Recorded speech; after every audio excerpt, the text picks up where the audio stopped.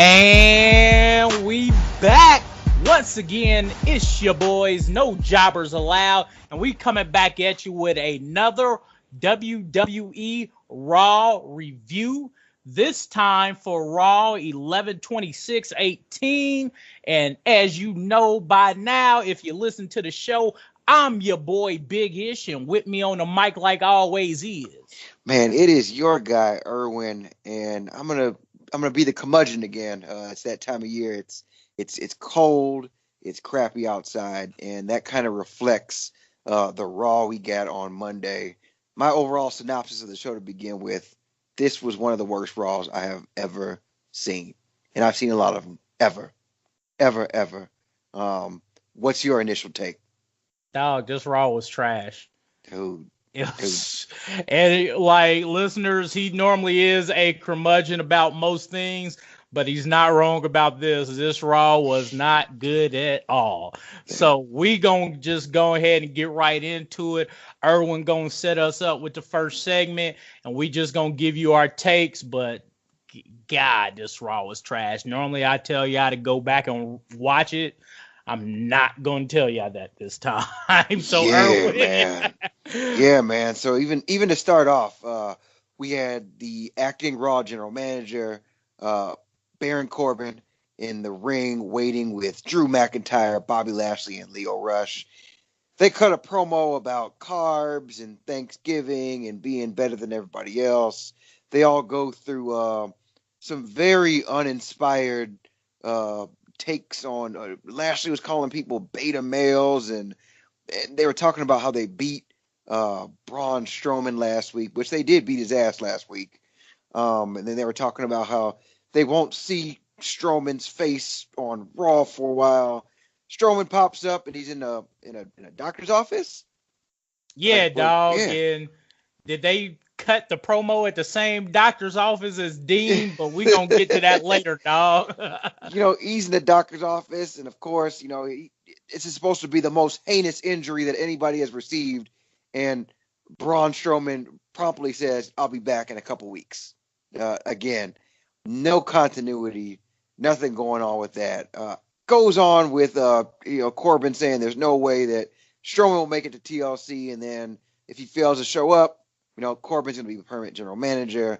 They go back and forth a little bit. Out comes Elias. Elias has some good trash talk, and then we get a match between Elias and Bobby Lashley. And I'm going to let Big Ish tell his take on this match. What'd you like about this? Well, yeah, you know me, listeners, and if you don't, go back and listen. I don't like Elias in the ring much. I give him his credit for his popularity, his heat, and the pops he gets because he's a great personality. But in the ring, I could do without him. So I agree. I enjoy this match because Bobby beats the brakes off of Elias. At first, it started off as a good back and forth, both hitting some good spots. And then, of course, the number games get to them because Corbin and Drew McIntyre are out there as well. So they get their whooping up on Elias, and it's kind of like a replay of what happened last week with Braun Strowman. And then they just get to whooping him. Bobby gets to whooping on him. The almighty Bobby gets to whooping on him. And then, one of my favorite spots, and then this is where I'll cut off my commentary about this, was when Baron Corbin took Elias and ran him right into the Claymore kick from Drew. That was perfect. That's intense, man. That's really intense. Woo! That looked amazing, bro. That looks like something if it was really done to your boy, he would be out for a long time. So I thought it was great because I don't really like Elias, so seeing him get beat up was dope for me. So that was my takes on it. What about you, bro? I liked it. I echo a lot of the same sentiments. I like Bobby Lashley. I just didn't like all that lame stuff that they were talking before they got interrupted by Elias. I thought Elias actually had some funny jokes on them before this match started. But again, Elias is very, very ho-hum in the ring, and hopefully he can get better so he can kind of bring the intensity in the ring like he does on the mic. So later, they show us what's still to come, but they come back from the break, and Baron Corbin apparently fires somebody and who's backstage. Then Alexa Bliss appears, kind of flirts with Baron Corbin a little bit, and then Baron Corbin actually makes Alexa Bliss in charge of the entire women's division. Which, what does that even mean? I don't know. I don't get it. I don't know, but hopefully Well, it I leads up tell to. you what it means, though. It means Alexa Bliss is next up to be the acting general manager. So my take on this though, I feel like, and this is, we won't spend too much time on this because this will probably be in the TLC lead up. I feel like they're gonna have Strowman beat Baron Corbin, and then that's eventually gonna lead to Alexa Bliss becoming the general manager of Raw overall. Yep, that's how I got it. So what's next? Oh man, next we get a video of Dean Ambrose with his personal physician, and he's getting various shots so he won't catch the diseases that the people have in Milwaukee. This germaphobe angle from Dean is hilarious.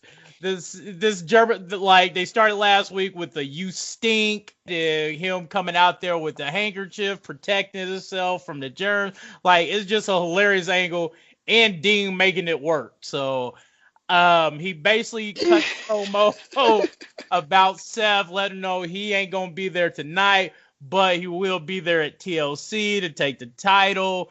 Blah blah blah. You know, a good little heel promo. It was just hilarious. The gimmick is hilarious, and Dean is really working it. Dean is actually making this come through, and again, I liked the Dean that was a little bit edgier before. I think he's kind of generic now, as far as what they're giving him and the lines that they're feeding him, but he's elaborating on generic lines and making it his own. So I did kind of enjoy this. It was kind of stupid, but this is wrestling, so we can't expect greatness all the time as far as the lines that they're giving them. So then next we get the Revival versus the Lucha House Party. Lucha! Let's go. Man, and this ends with the Lucha House Party winning. You know how I feel about this. I don't need to say anymore. Yes, I do. What are your takes on this match, man? I just love it because, like I said, as a watcher of 205 Live, I really enjoy Lucha House Party. I like I said, and they made it Lucha House rules, so all three of the Lucha House Party got to compete, so that was dope. I unfortunately am saddened by the burying of Revival every time they're on TV. So that does make me sad. And they need to go back to development, not because they can't handle main roster, but because NXT knew what to do with the Revival and kept them popping with the storylines and angles they gave them. That's all I got on that. So let's keep it pushing. Yeah. So then the next segment that we're going to go to is we got, I say this very sarcastically, a couple of our favorites at No Jobbers Allowed. We get Nia Jax and Tamina Snuka Oh my God. out in the ring for an awful promo. Once again, what is Tamina here for? What are y'all doing with the Tamina? Like, literally, y'all just needed another Samoan? Was that it? Was that the rubric? No, she is The Rock's cousin, so The Rock probably pulled some strings and was like, "Get my cousin on TV. She needs some money." I don't know. I don't know what this is, but Nia Jax talks about how she's the face breaker, and which needs to end because I'm already so over this angle, and only because like Nia can't carry this angle. Like, her personality isn't good enough to carry this angle. Her heel. She's an annoyance, not a heel. Like, heels have a way to make you hate them. I actually hate her. I hate her because of who she is. You hate her, but you don't hate her because you're supposed to or designed to. You hate her because she just sucks at this angle right now. Absolutely terrible.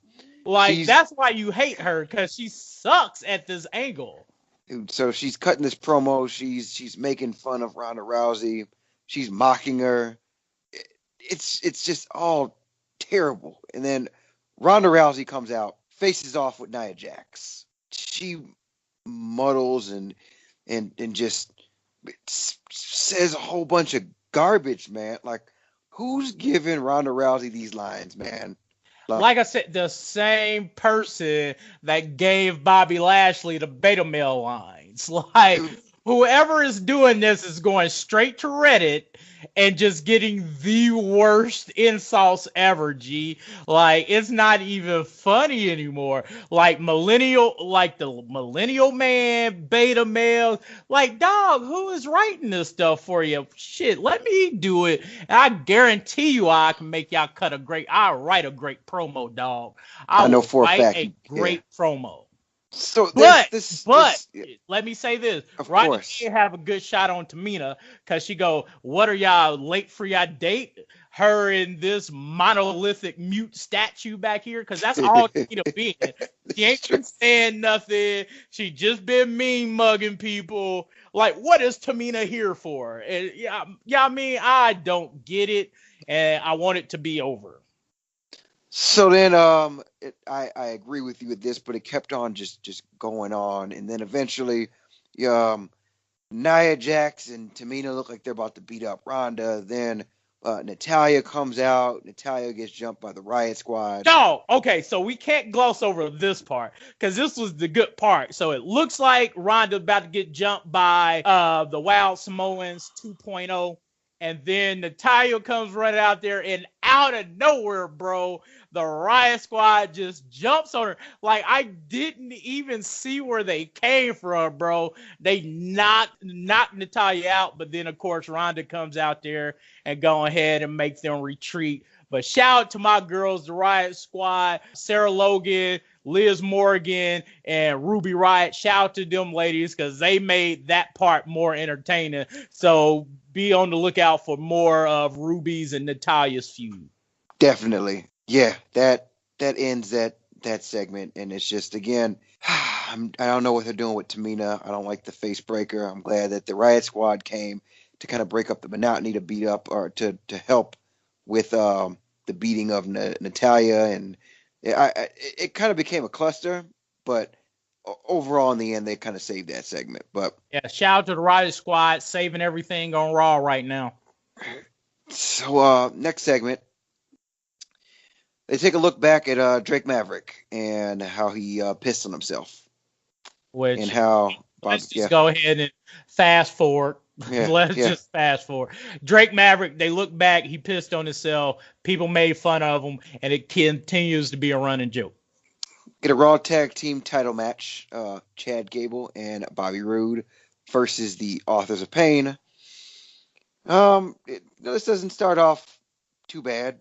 It's going back and forth. They're doing their thing. Again, I think that Bobby Roode is still very underrated in what he does, and I don't like this angle that he's stuck in. Drake appears on the big screen backstage in the bathroom with Bobby Roode's his entrance robe. He said something about, wouldn't it be a shame if something happened? His robe. Drake. See, you so unexcited about this. I'm very unexcited. So am I, because all it turned out to be, it was another match filler. Yep. Even though this was for the tag titles, you let Bobby get distracted by a robe being stolen. Being pissed on too, right? Pissed on. He pissed on it. So you let his robe.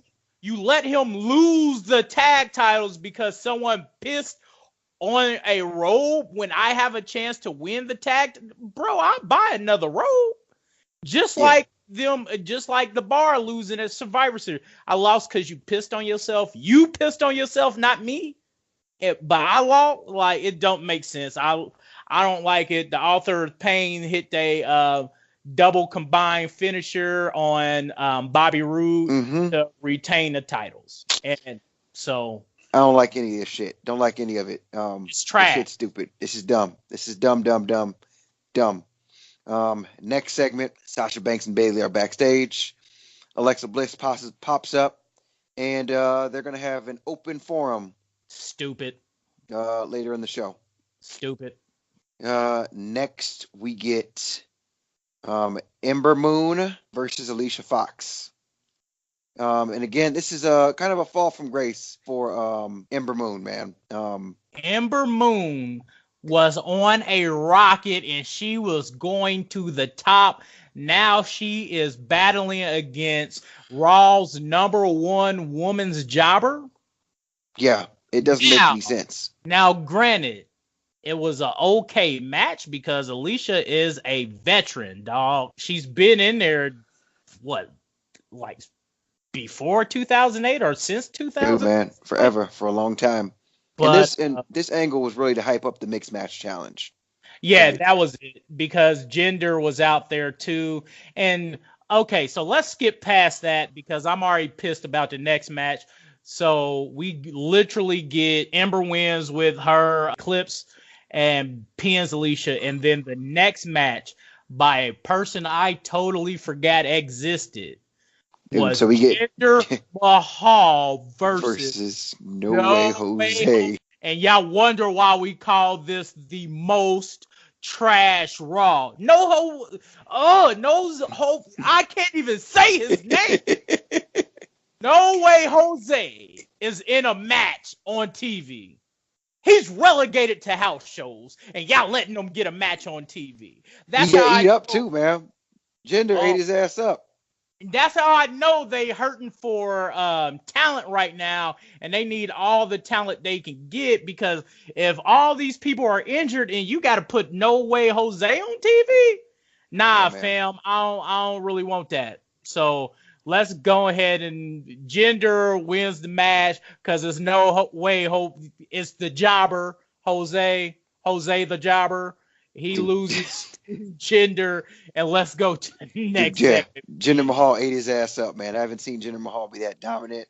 So we get the Intercontinental Champion, Seth Rollins, comes out for his open challenge. He cuts a promo on Dean Ambrose, and the person who comes to accept the challenge is Dolph Ziggler. They have a very, very good match. I don't know if we need to spend much time on this because this is a lot of what we've seen already. It was great. Don't get me wrong. It was really, really good, but we've seen this for the 15th millionth time. Do you have anything to say about this match? Nope, because you already know how I feel about Dolph. He's a great in-ring competitor, but I don't want to keep seeing this match. We know how good both of these competitors are. There's no reason to keep seeing this match. So let's continue. Yep. So then the next segment that we have, it is Alexa Bliss with her open forum with Bayley and Sasha Banks. This was something that was really stupid again. So dumb. Don't watch this. I don't even remember the questions, but the questions were stupid. Let's just talk about the ambush or the attempted ambush. So, again, they do this thing where, they have the heels come out to jump the faces. I'm sorry. I'm laughing because the continuity is terrible. Eventually... Literally, just one night ago, I'm going to tell them, just one night ago, Dana Brooke was literally on the babyface team with Sasha and Bayley on Starrcade.